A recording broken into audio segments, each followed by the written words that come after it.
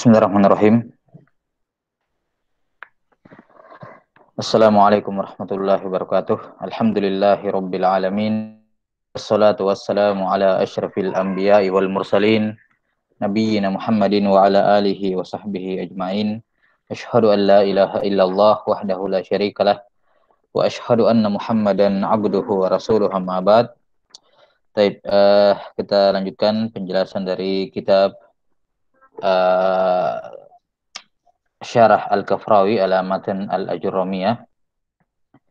Di mana sudah pertemuan terakhir kita sudah selesai membacakan pembahasan dari taksim al-kalam atau baru selesai di i'rab ya. Nah, wa aqsamuhu salasatun ismun wa fi'lun harfun ja'a li ma'na, selesai disebutkan i'rabnya. Tsumma qala rahimahullahu taala, beliau mulai mensyarah kalam Ibnu al-Ajurram rahimahullahu taala, wa aqsamuhu salasah. Apa makna wa aqsamuhu? Yakni anna aqsamal kalami ay ajza'uhu allati yatarakkabu minha. Yang dimaksud dengan aqsamul kalam yakni ajza'uhu, yakni ajza'ul kalam allati yatarakkabu minha, yang kalam tersusun darinya. Baik, sebelum kita lanjut ya, sebelum kita lanjut menjelaskan apa yang disebutkan di sini oleh Ibnul oleh Al-Kafrawi rahimahullahu taala, sekedar review kembali murojaah sedikit berkenaan dengan ajza'u al-kalam ya, atau ajza'ul kalimah. Ya, ajza'ul kalimah. Perlu diketahui bahwa bagian terkecil ya, bagian terkecil yang terbentuk darinya huruf hijaiyah itu dinamakan al-lafzu. Kalau tentunya kan kalau secara bahasa kita tidak berbicara masalah huruf hijaiyah, huruf hijai, karena satu huruf tidak ada maknanya. Ya. Namun pembahasan ya berkenaan dengan pembahasan lughah itu nanti dibahas ketika satu huruf dengan huruf yang lain ketemu. Ya, dalam hal ini apa yang sudah disebutkan kemarin dalam pembahasan dalam definisi al-kalam, yaitu al-lafzu. Bahwa al-lafzu adalah as-saut al-mushtamilu ala ba'dil hurufil hijai, ala ba'di hurufil hijaiyah. Bahwa saut adalah apa namanya? Suara yang terdiri dari beberapa huruf hijaiyah. Maka ini bisa dikatakan kata atau bagian terkecil dalam kalamnya bahasa Arab. Ya, dalam kalam bahasa Arab yaitu al-lafzu. Nah, al-lafzu ini terbagi menjadi dua.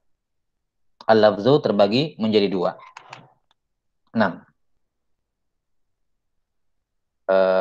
sebentar. Mungkin kita butuh. Nah.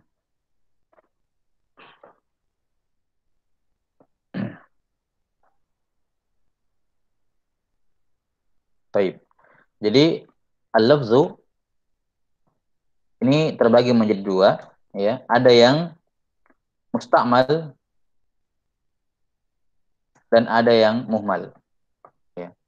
Al-lafzu ada dua, ada yang musta'mal dan ada yang al-muhmal. Ya.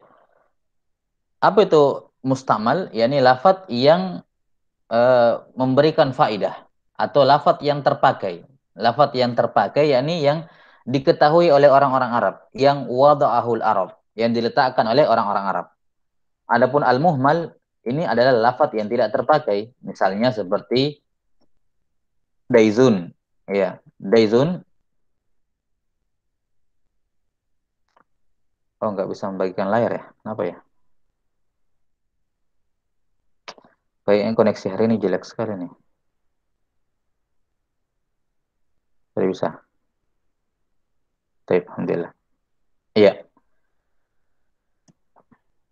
Jadi al-lafzu ini asalnya terbagi menjadi dua, musta'mal dan muhmal. Muhmal seperti daizun. Daizun itu kebalikan dari zaidun. Ini muhmal, nggak kepakai di kalangan orang-orang Arab. Kenapa? Karena tidak diketahui dan tidak diletakkan oleh orang-orang Arab. Jelas sampai sini? Nah, kemudian maka yang kita bahas dalam nahwu, dalam bahasa Arab adalah lafaz yang musta'mal. Nah, al-lafzu al-musta'mal ini terbagi lagi menjadi dua. Ada yang mufrad, ya, dan murakkab. Ada yang mufrad dan ada yang murakkab. Baik, ada yang mufrad dan ada yang murakkab. Nah, lafaz musta'mal yang mufrad ini biasa, inilah yang kita kenal dengan apa? Dengan qaul. Ya, dengan apa? Al-qaul. Nah, lafaz yang mufrad. Qaul atau apa namanya istilahnya? Al al-kalimah. Ya. Kalimat kan lafaz yang mufrad. Kemudian ada juga lafaz yang musta'mal yang murakkab. Ya, yang murakkab. Baik. Kemudian yang dibahas dalam pembahasan nahwu adalah yang murakkab. Ya, al-lafzu al-murakkab. Maka al-lafzu atau kita tidak perlu sebutkan al-musta'mal ya. Iya. Karena yang kita bahas adalah yang musta'mal ini. Adapun yang muhmal tidak dibahas. Nah, kemudian al-lafzu ya, al-lafzu yang murakkab ini terbagi menjadi dua. Ada yang murakkab min kalimatain wa murakkab min kalimat. Yani salatu kalimat fa aksar. Ya, min salas kalimat fa aksar. Nah, ya. Jadi lafaz yang murakkab terbagi jadi dua. Ada yang murakkab dari dua kata dan ada yang murakkab dari tiga kata atau lebih. Di mana masing-masing ini, masing-masing murakkab,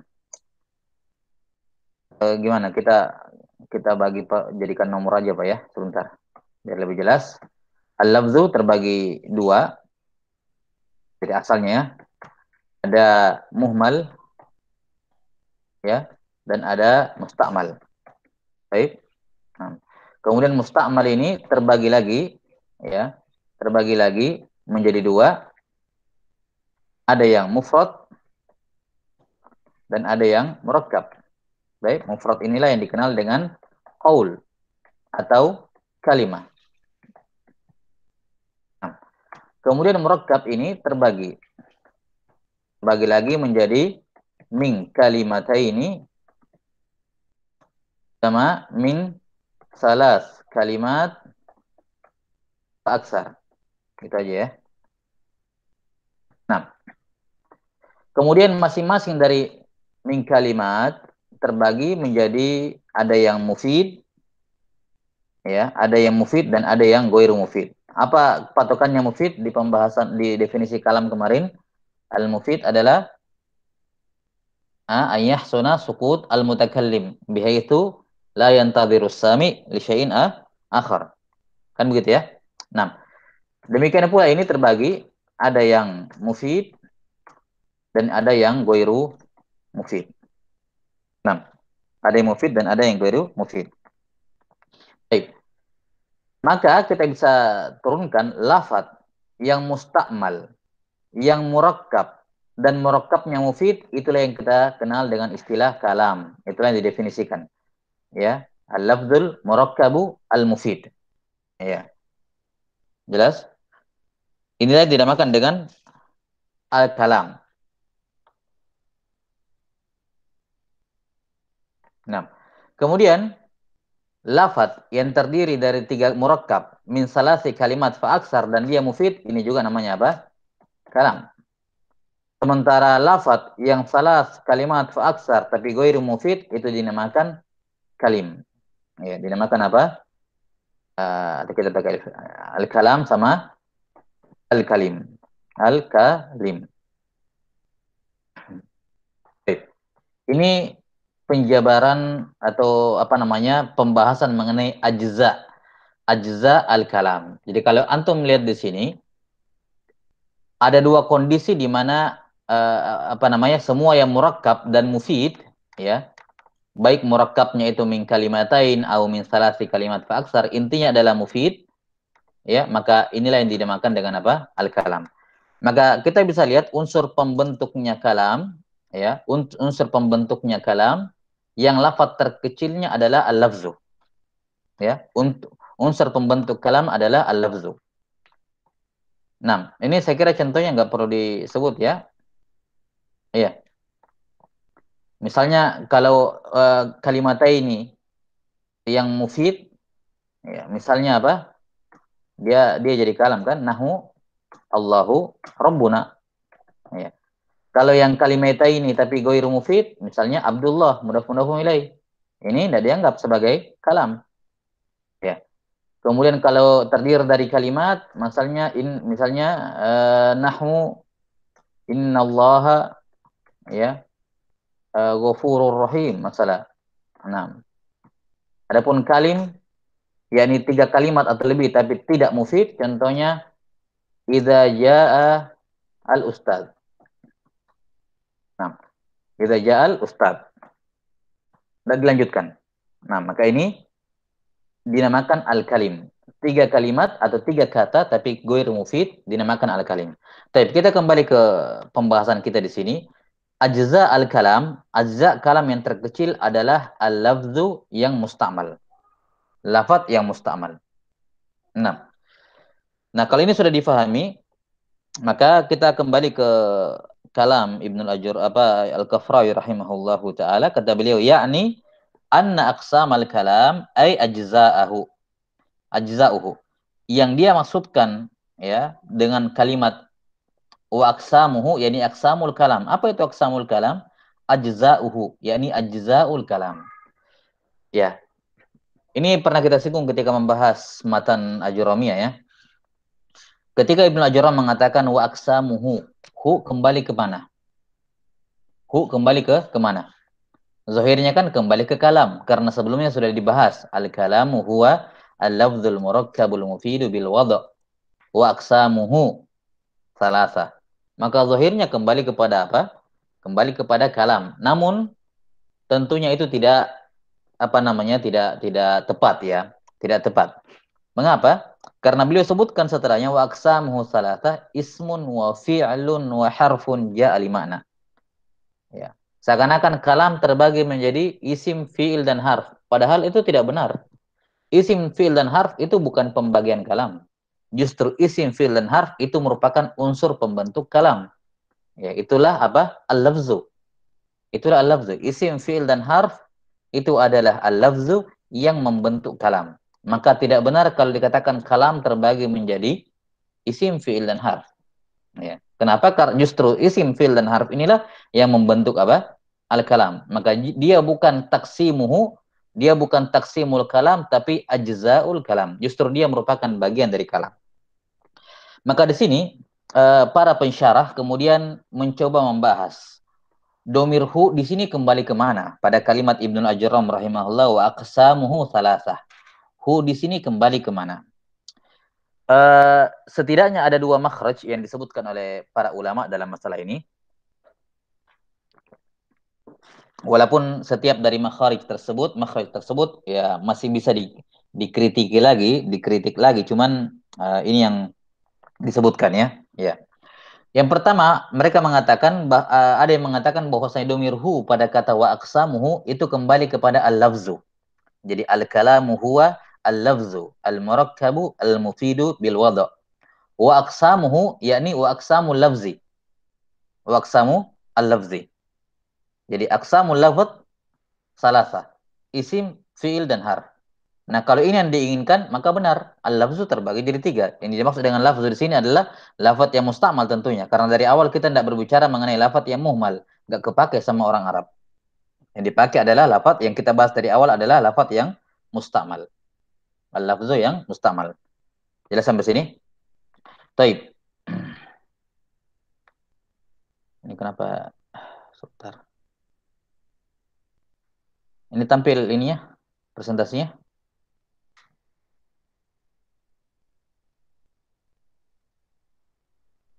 Tampil nggak?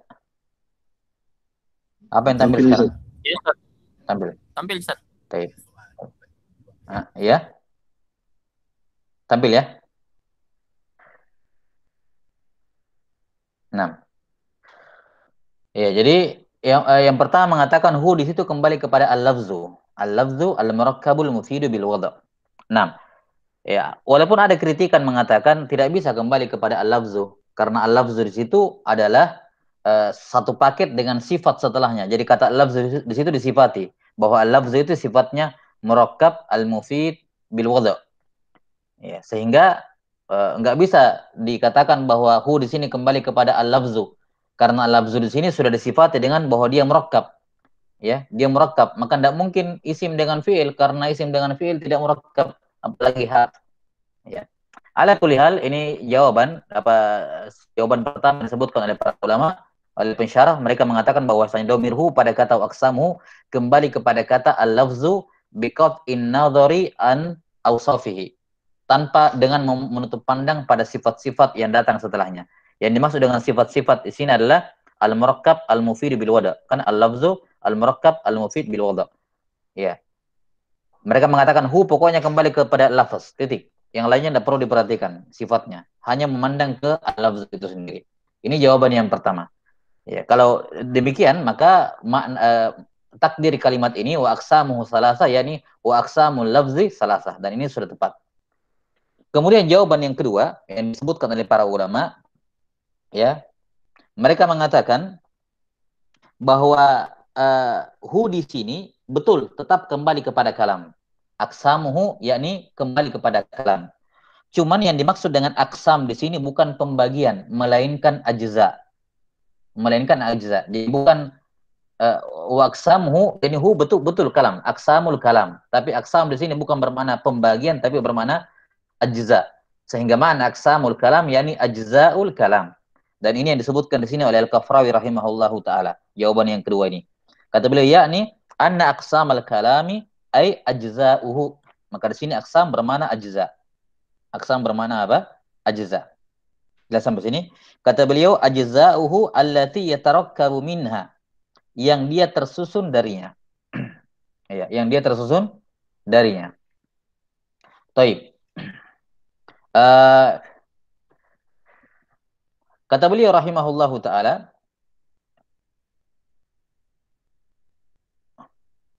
ai ajza'uhu allati yatarakkabu minha, bimakna. Nah, sekarang apa makna ketika dikatakan, sekarang kita mengambil penafsiran apa jawaban yang kedua yang disebutkan di sini oleh Al-Kafrawi rahimahullah, bahwa makna aqsamul kalam yani ajza'uhu allati yatarakkabu minha. Nah, sekarang muncul pertanyaan berikutnya. Sekarang kalau dikatakan bahwa kalam itu ajza'nya, bahagiannya ada 3. Maka apa zahir kalimat ini? Ketika dikatakan ajza'ul kalam ismun wa fi'lun wa harfun, maka zahirnya mengesankan seakan-akan apa?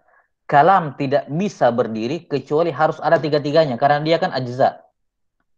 Dia kan ajza. Sama kalau kita katakan begini, ajza'us syajar, ya, apa namanya, juzuknya syajar, ya, dikatakan apa? Masalan ada akarnya, ada batangnya, ada dahannya dan seterusnya. Yang tanpa akar tidak akan ada pohon.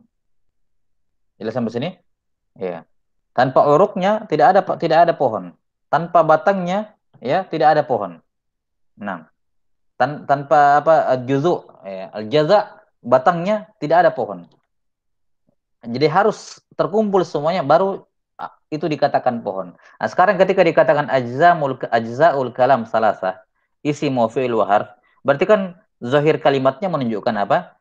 Tidak ada kalam kalau tidak terkumpul 3-tiganya ini, isim, fi'il dan harf. Dan ini tentunya bertentangan dengan waqi sebagaimana yang akan disebutkan nanti ya oleh Al-Kafarawi rahimahullahu taala, bahwasanya kalam bisa terdiri dari isim dan isim tok. Tidak butuh fi'il, tidak butuh harf. Bisa kalam terdiri dari apa? Isim dan fi'il, tidak butuh harf juga.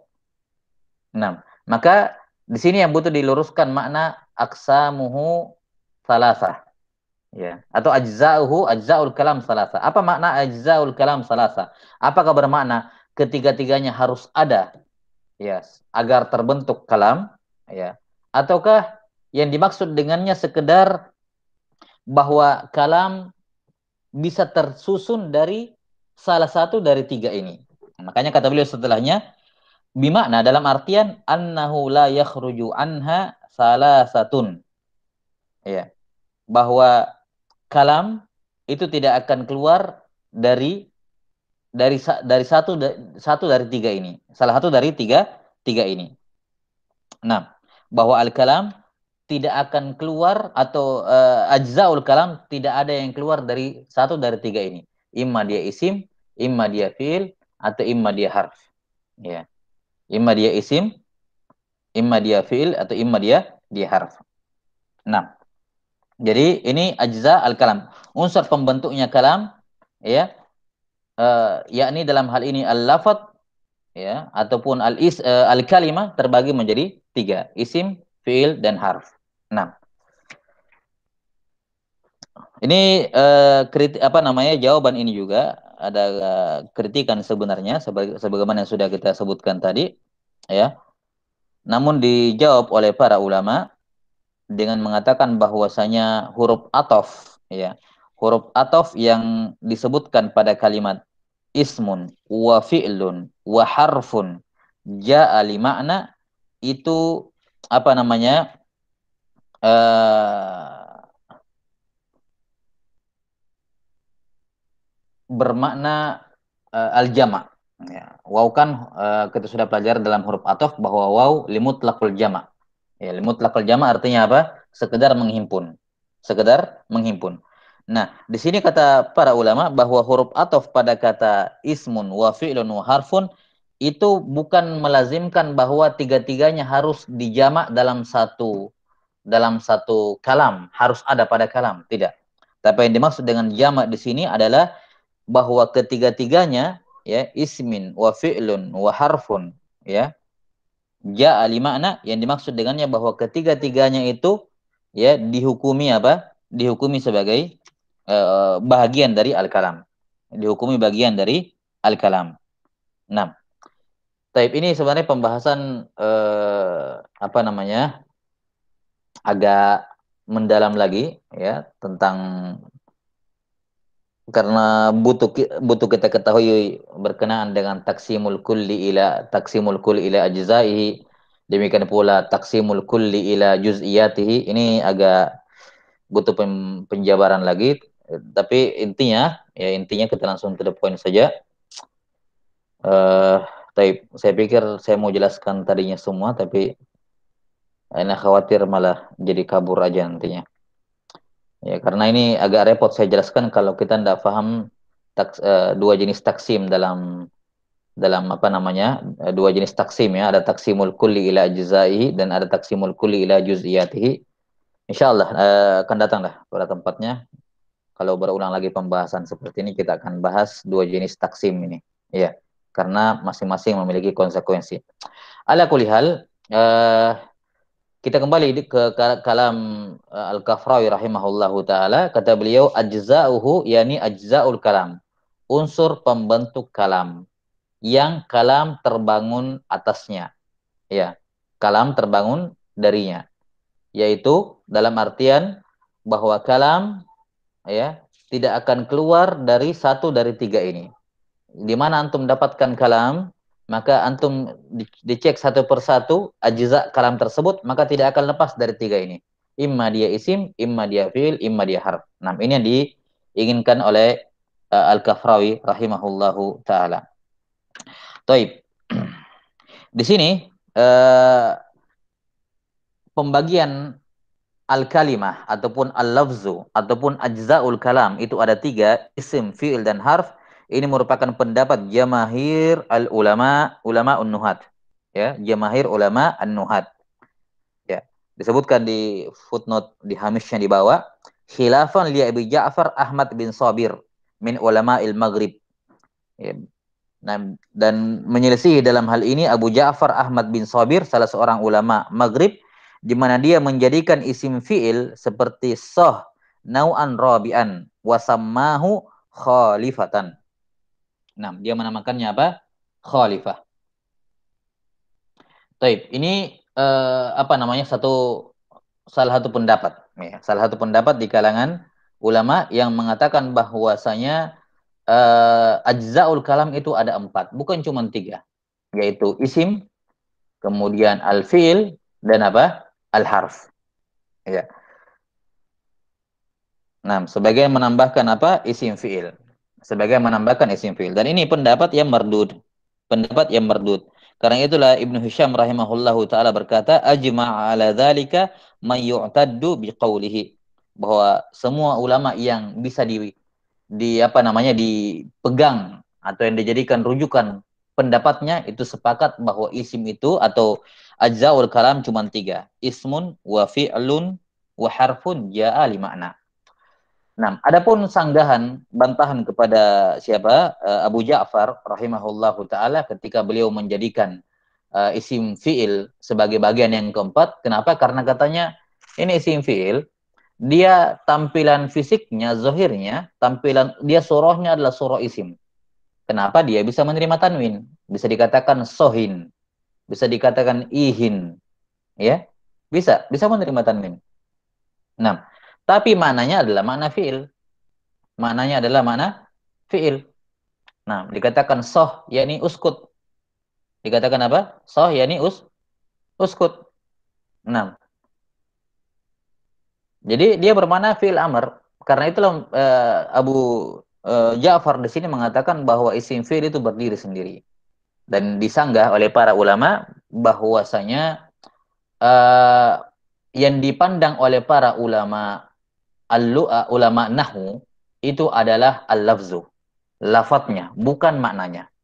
Nah, ini kaidah mendasar dalam ilmu nahwu. Perhatikan, ini mungkin akan sering berulang nanti kaidah ini. Bahwa para ulama an-nuhat, iktibar mereka kepada surah dan syakal itu lebih besar dibandingkan iktibar mereka pada makna. Iktibar mereka pada makna. Ini nanti akan kaidah ini akan beberapa kali berulang insyaallah taala. Ya. Jadi kaidahnya bahwasanya dalam para ulama nahwu itu mereka memandang kepada surah dan syakal suatu kata. Ya. Surah dan syakalnya, tampilannya. Mereka tidak memandang kepada apa? Kepada maknanya. Karena itulah isim fiil ini walaupun maknanya makna fiil, tapi surahnya, syakalnya adalah isim karena menerima tanwin, maka dia isim, selesai masalah. Ya, selesai masalah. Kenapa? Karena para an-nuhat itu mereka memandang yang duruna ila surah wasyakal wala yang duruna ila makna. Jelas? Ini kaidah penting, insyaallah akan berulang nanti. Taib. Kemudian pertanyaan berikutnya, apa dalil? Apa dalil bahwasanya ajzaul kalam cuma tiga? Isim, fiil, dan harf. Nah, dalilnya ada tiga. Ada dalil istiqra'i, ada dalil akli, dan ada dalil nakli. Iya.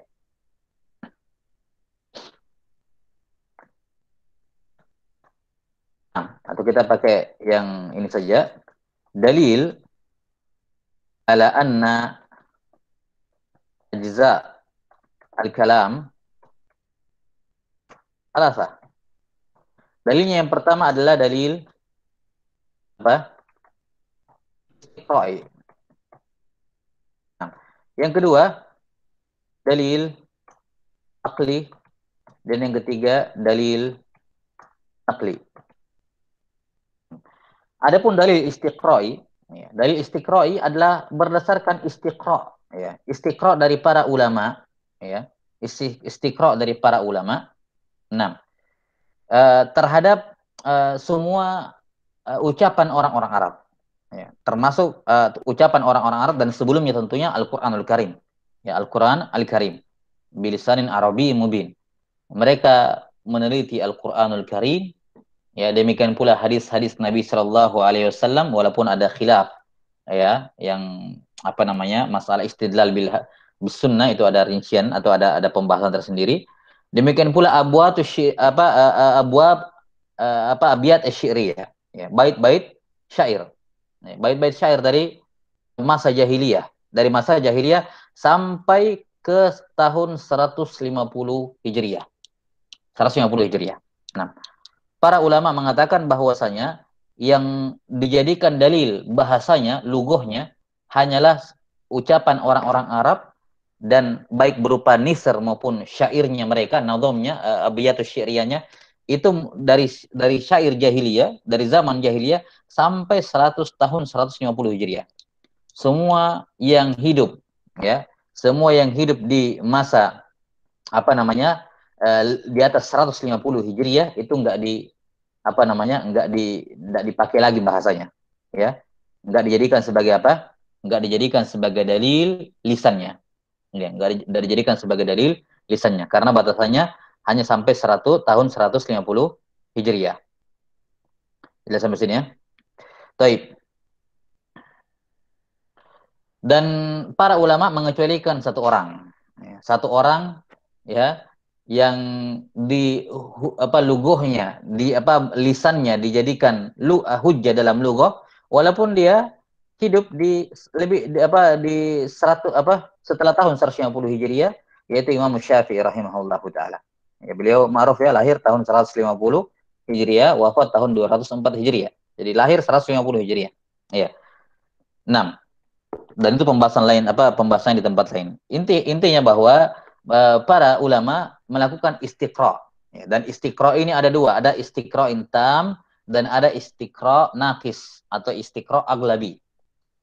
Tentunya yang dimaksud di sini adalah istiqra yang nakis, istiqra aglabi. Tidak mungkin istiqra tam karena konsekuensinya ya harus diketahui semua kata-kata dalam bahasa Arab sampai sedetail-detailnya, dan itu perkara yang apa namanya apa mustahil kecuali pada diri Nabi Muhammad SAW.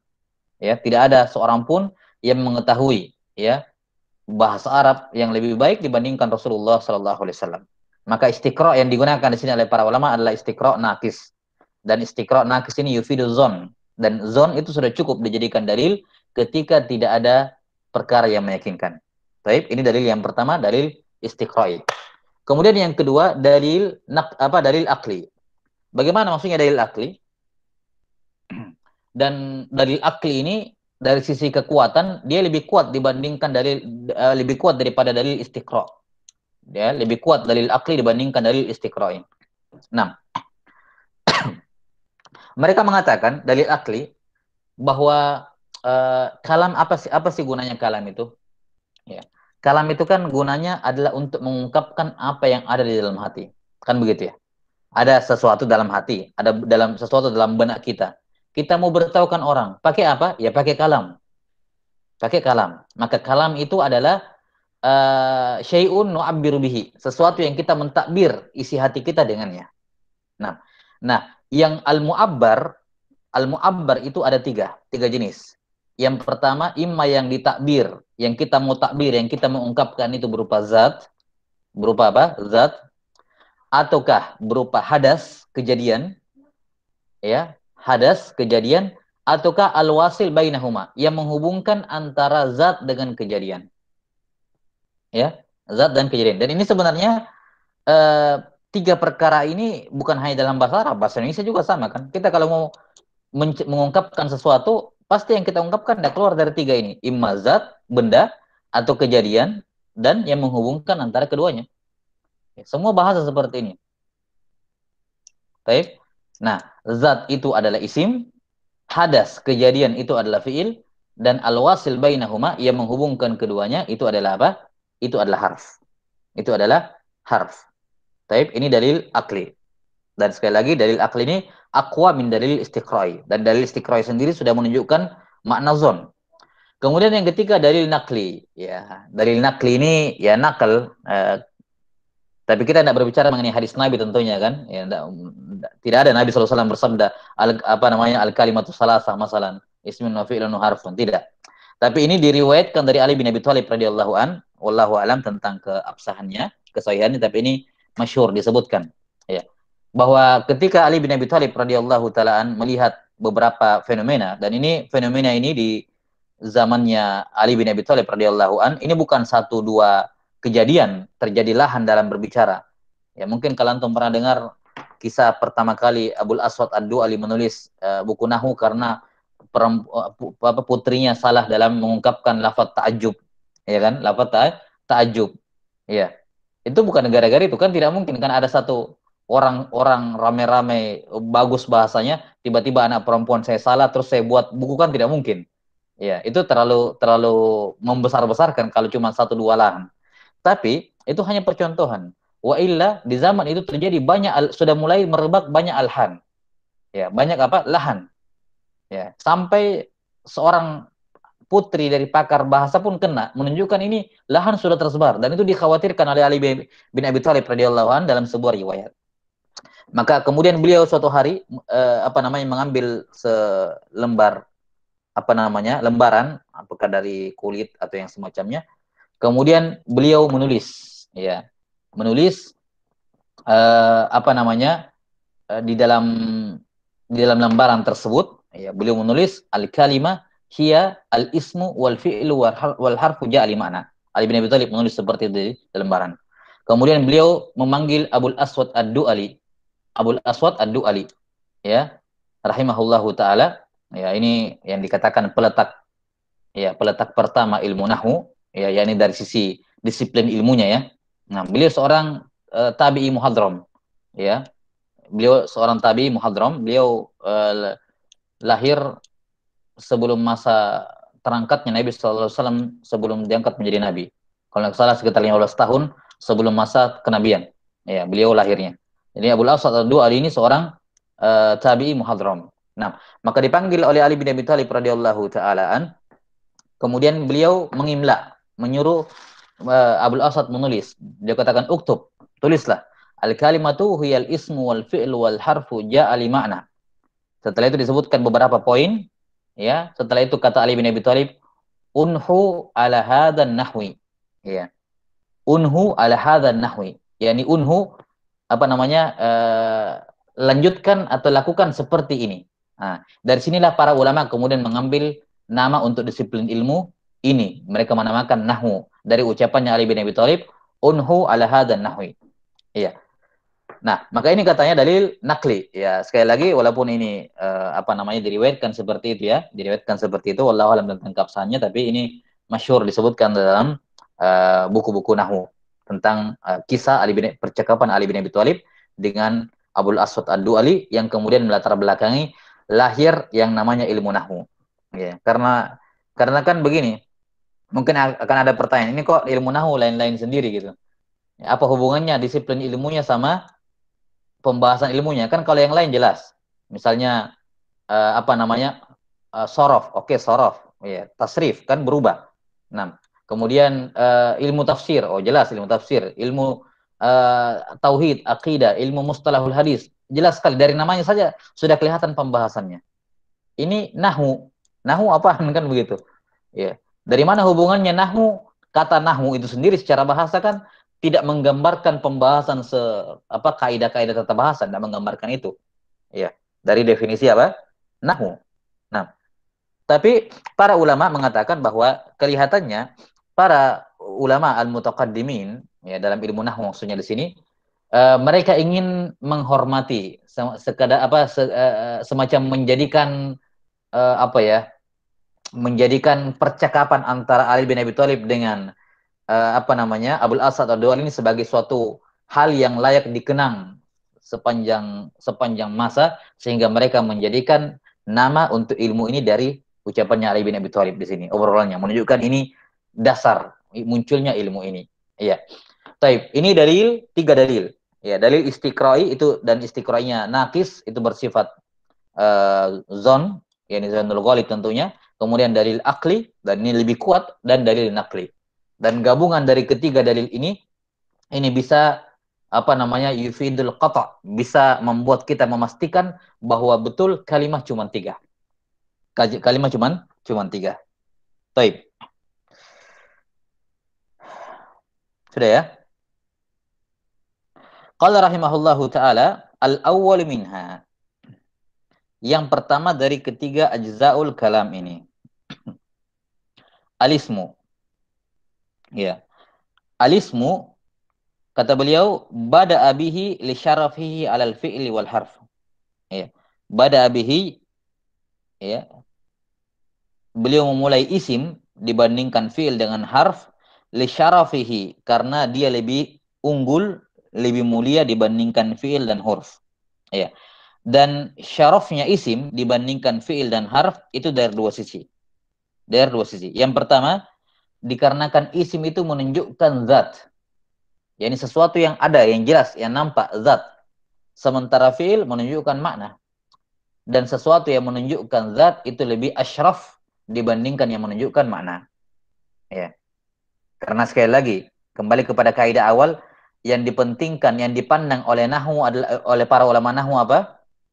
Asyakal wasura, yang kelihatan, yang nampak, ya, yang nampak, yang kelihatan, bukan memandang ke makna. Fiil menunjuk kepada makna, sementara isim menunjuk ke zat, sesuatu yang wujud, yang kelihatan. Karena itulah isim lebih utama. Isim lebih utama, lebih asyraf. Kemudian yang kedua, isim lebih asyraf dibandingkan fiil karena dia bisa istigna dari keduanya. Isim bisa tidak membutuhkan fiil dan harf dalam membentuk kalam. Dia bisa membentuk kalam jumlah mufidah dengan sendirinya, isim dengan isim, mubtada khabar. Tidak membutuhkan keduanya, ya. Bisa tidak membutuhkan keduanya untuk membentuk kalam. Berbeda dengan fiil dan harf, ya, berbeda dengan fiil, dia membutuhkan isim untuk membentuk al-kalam. Karena itulah isim lebih asyraf dari dua sisi ini. Qala rahimahullah wa ma'nahu lughatan ma dalla ala musamma. Isim secara bahasa apa yang menunjukkan pada apa namanya, benda yang dinamakan tersebut. Ya, madalla ala musamma. Saya dikatakan kitab, maka kitab ini adalah apa namanya, kata yang menunjukkan kepada sesuatu yang maktub ini dinamakan kitab. Jadi sesuatu yang wujud, yang maktub ini jelas. Ya. Taib. Wastilahan, adapun secara istilah, isim adalah kalimatun dallat ala ma'nan fi nafsiha walam taqtarin bizaman. Ya. Kata yang menunjukkan makna atas suatu makna fi nafsiha walam taqtarin bizaman, dan tidak apa, ya, tidak berkaitan dengan zaman. Saya insyaallah taala bahwa yang dimaksud dengan tidak berkaitan dengan zaman, yang dimaksud dengannya adalah apa? Bi ahadil azminati salasa allati hiya madin wa hal wa mustaqbal, ya, wa mustaqbal. Ini yang dimaksud dengan lam taqtarin bi zaman, ya, yakni tidak berkaitan dengan masa lalu, masa lampau dan masa sekarang. Jelas sampai sini? Jadi bukan yang dimaksud di sini bahwa isim itu sama sekali tidak bergandengan, sama sekali tidak mengandung makna waktu. Tidak seperti itu. Karena misalnya kayak godan. Godan isim fiil atau harf? Hah? Godan isim. Ya atau tidak? 6. Dan tapi dia mengandung makna waktu. Dia mengandung makna waktu. Nah, tapi dia isim. Menunjukkan apa? Bahwa yang dimaksud dengan lam taktarin bi zaman bukan bermakna betul-betul tidak ada, tidak mengandung makna waktu. Ya. Melainkan yang di sini adalah zaman yang tiga. Imma dia hal, ya, imma dia hal, imma dia apa namanya, madhi atau mustakbal. Dan patokan pembagian tiga waktu ini adalah zamanut takallum. Waktu di zamanut takallum itu hal, waktu di qabla zamanit takallum itu madhi, dan waktu ba'da zamanit takallum itu mustakbal. Nah, baik. Saya kira cukup sampai sini dulu. Agak ini hujan deras di sini ya, ribut. Baik, insyaallah nuwasil fi al-usbu' al-qadim insyaallah taala. Nah, wal ilmu indallah, nasallallahu taala yu'allimana mimma yanfa'una wa ay yanfa'ana bima 'allamana innahu waliyudzalika wal qadiru alaihi. Nah, ada soal sampai sini? Betul.